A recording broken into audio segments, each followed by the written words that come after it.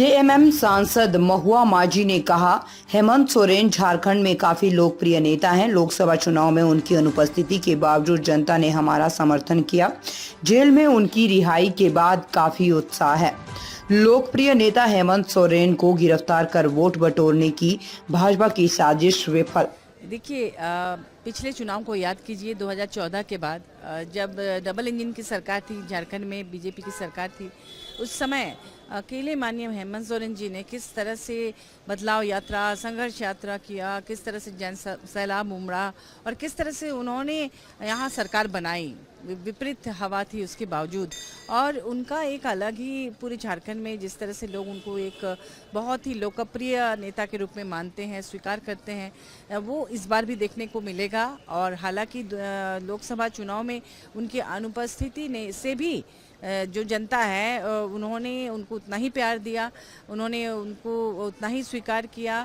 और जो जन सैलाब उनकी रैलियों में, महारैली, उलगुलान महारैली जो हुई थी या न्याय यात्राओं में, आपने देखा होगा कि उन लोगों ने उनको भूला नहीं और बल्कि और बाहर निकल के और ज़्यादा समर्थन दिया है। तो उनके बाहर रहने से आप समझ सकते हैं कि कितना ज़्यादा जोश और उत्साह रहेगा। जो भाजपा ने जो चाल चली थी ये सोचकर कि उनके यहाँ के लोकप्रिय नेता को उनसे दूर करके, जनता से दूर करके उनको ज़्यादा वोट मिलेगा, लेकिन आपने देखा क्या हर्ष हुआ। 400 पार का नारा लगाने वाली भाजपा मात्र कुछ सीटों में सिमट गई। तो ये यहाँ की जनता जानती है कि कौन उनके लिए काम कर रहा है, कौन सिर्फ धर्म के नाम पर लोगों को लड़ा रहा है। आपने देखा कि अयोध्या में जो कुछ भी हुआ, इससे अब सबक लेनी चाहिए कि धर्म के नाम पर अब राजनीति नहीं हो सकती। ये गुमराह करने वाली राजनीति। अब विकास की बात कीजिए, क्योंकि हेमंत सोरेन जी ने अपने कार्यकाल में, माने उनका जो टेन्योर था, उसमें आपने देखा कि किस तरह से जनता के सवालों को देखा, किस तरह से तरह तरह की योजनाएं लॉन्च की।